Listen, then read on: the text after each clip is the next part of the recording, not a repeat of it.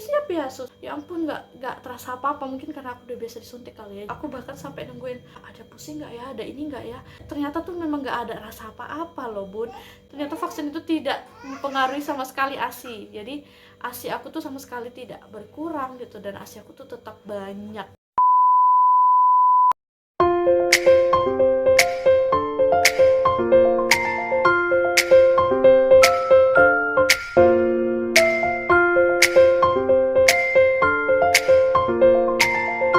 Assalamualaikum, halo bun, welcome back to my channel. Di video aku kali ini aku mau sharing tentang vaksin pertama aku.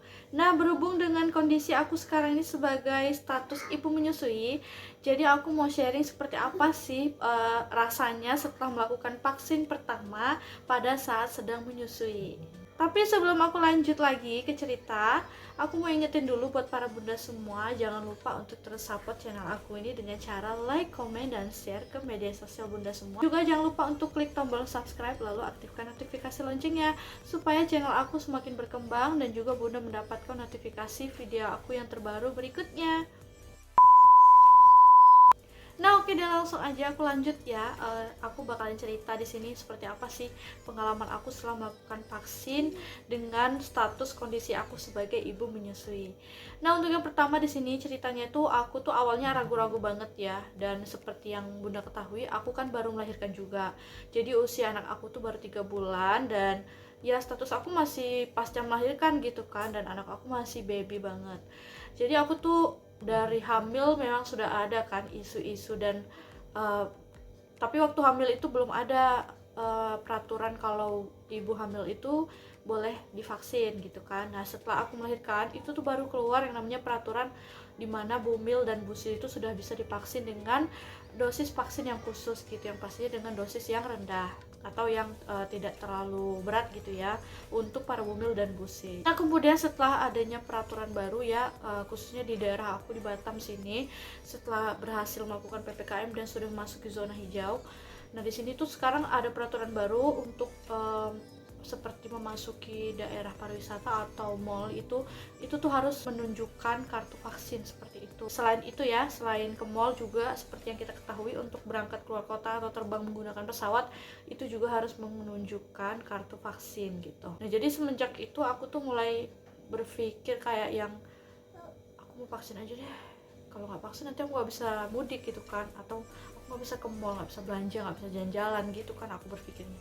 Jadi ya udahlah, mungkin aku ambil sisi positifnya aja dari vaksin ini, karena kan katanya bukan untuk mencegah sih, vaksin ini kan untuk menambah kekebalan tubuh kita aja supaya tidak mudah terserang COVID gitu ya. Dan alhamdulillah sampai sekarang ini sih aku belum pernah kena COVID ya, karena juga kondisi aku kemarin hamil.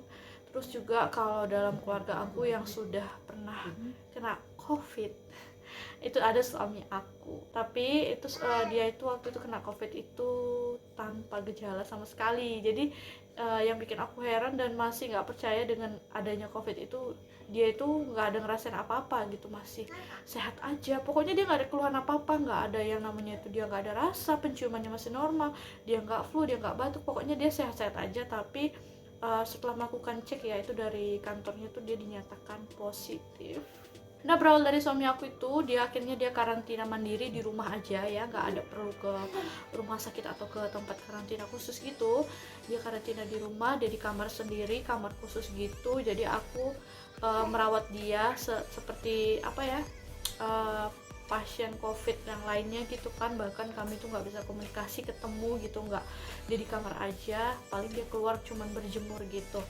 Dan setelah 5 hari apa nggak nyampe seminggu lah dia karantina itu, aku suruh melakukan tes lagi rapid kalau nggak salah. Nah, itu setelah rapid itu akhirnya hasilnya itu negatif kan, karena aku percaya diri dia itu nggak kenapa-napa, dan setelah dia rapid pasti dia hasilnya negatif. Akhirnya memang hasilnya negatif. Terus dari kantor juga dia diputuskan untuk melakukan antigen lagi karena nggak mau dengan hasil rapid, katanya kurang akurat. Akhirnya dia rapid lagi, antigen lagi, dan hasilnya juga negatif. Oke, dari situ kesimpulannya aku menganggap COVID itu memang ada. Dan ya walaupun suamiku tanpa gejala, dan yang buat aku aneh itu dia nggak ada ngerasain apa-apa gitu, dan nggak sakit sama sekali. Jadi untuk terapinya, pemulihannya suami aku itu dia hanya melakukan sering minum air hangat dan mengkonsumsi makanan mengandung vitamin C seperti IP kalau nggak salah. Itu tuh temen aku yang rekomendasiin vitamin paling murah banget, vitamin C itu bagus banget, kalau nggak salah harganya 5.000 atau berapa ya, nggak nyampe 10.000. Terus dia juga minum air putih hangat dicampur sama minyak kayu putih, dan juga pastinya iya kayaknya itu sih, air putih hangat sama minyak kayu putih dia rajin banget dia minum kan. Juga aku ada kasih nutrisi dari ada nutrisi khusus gitu yang mengandung vitamin C khusus juga. Jadi cuman itu aja yang dia lakukan selama dia sebagai pasien pasien ya, sebagai orang yang terkena COVID tapi tanpa gejala gitu, apa sih, OTG ya namanya. Nah, dan juga dia rajin berjemur di atas jam 9 pagi di saat matahari terik. Gak terik banget sih, pokoknya dia berjemur di atas jam 9 terus. Nah, itu dia tadi cerita ya, riwayat keluargaku. Sudah ada yang kena satu ya, suamiku, tapi nggak ada gejala sama sekali. Nah, jadi dari kejadian itu akhirnya aku memberanikan lah pada saat usia anakku sekarang 3 bulan ini. Kemarin aku melakukan vaksin pertama.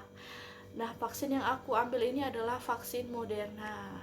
Mungkin bunda-bunda semua sudah pada tahu ya, mungkin, atau ada juga bunda-bunda yang sekarang masih bingung nih, aku pengen vaksin tapi nggak tahu jenis vaksin apa. Nah, di sini aku bakal bahas vaksin apa sih yang dikhususkan yang aman untuk bumil dan juga busui. Jadi sebelumnya nih, sebelum aku melakukan vaksin, aku tuh cari informasi dulu. Jadi tentang vaksin tuh, vaksin apa aja sih yang aman untuk ibu menyusui kan.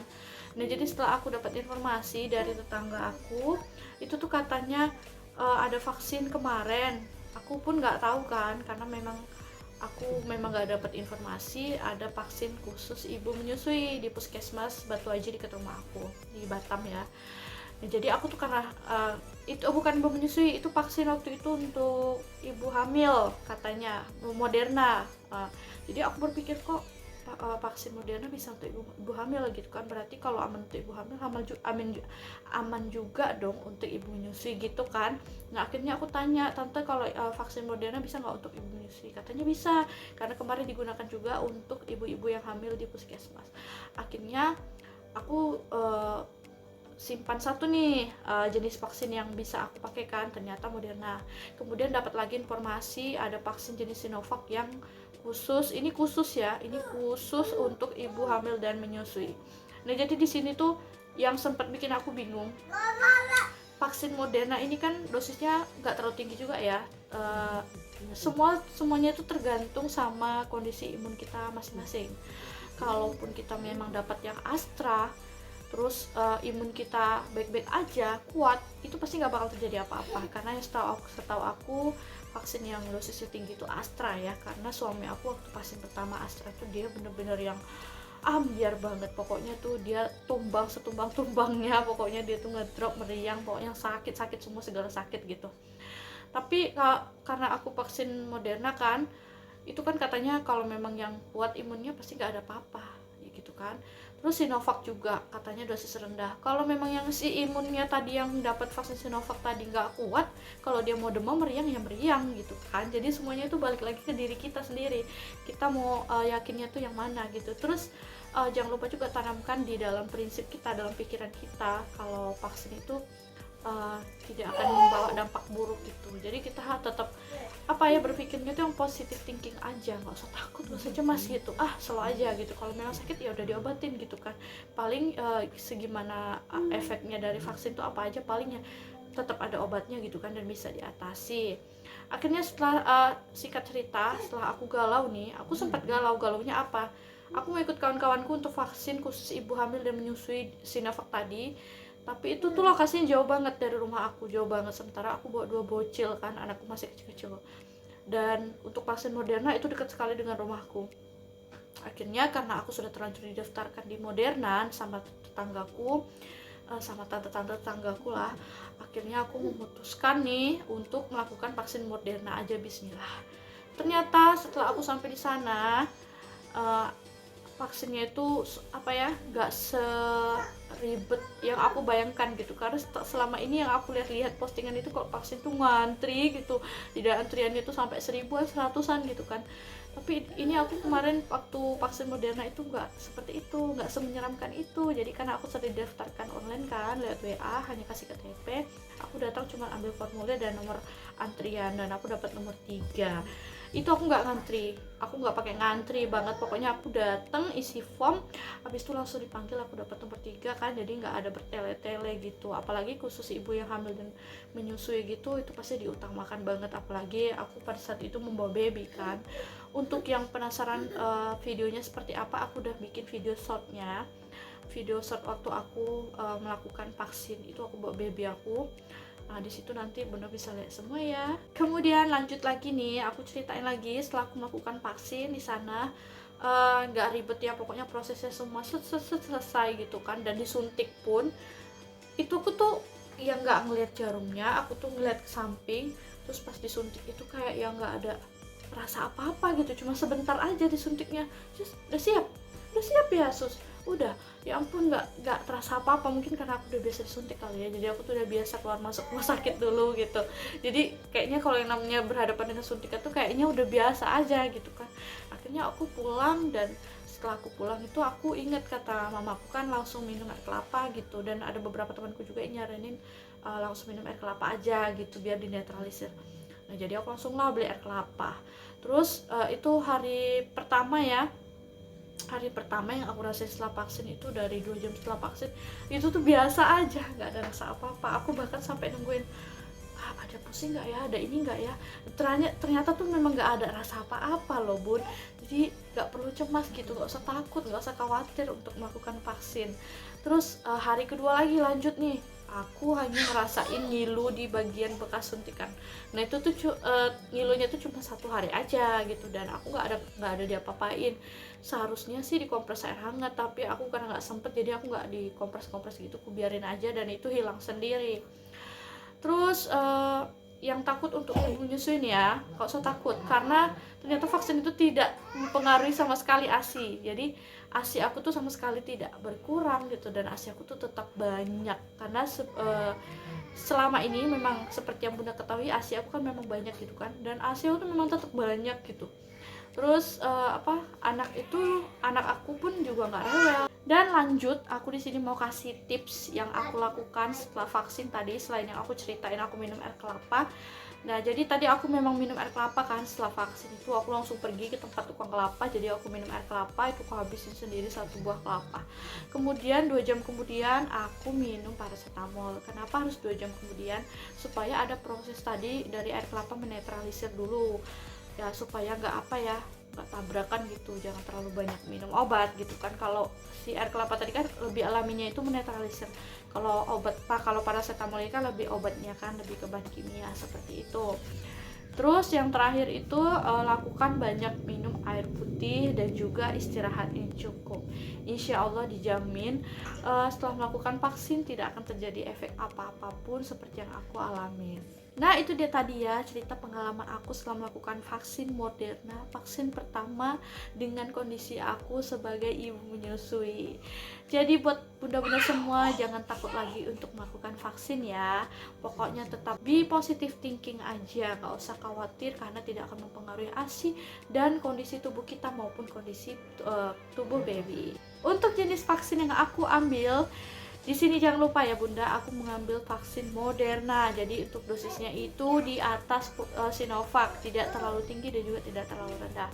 Jadi buat yang bingung mungkin bisa ngambil yang lebih aman. Kalau mau cari aman, ambil saja yang Sinovac, monggo. Di sini aku cuma sharing tentang vaksin Moderna yang aku ambil. Next aku bakalan sharing lagi pengalaman vaksin yang kedua, nanti itu jaraknya tuh seminggu. Nanti aku masih cari-cari informasi lagi tentang vaksin berikutnya, yang jelas vaksin Moderna lagi.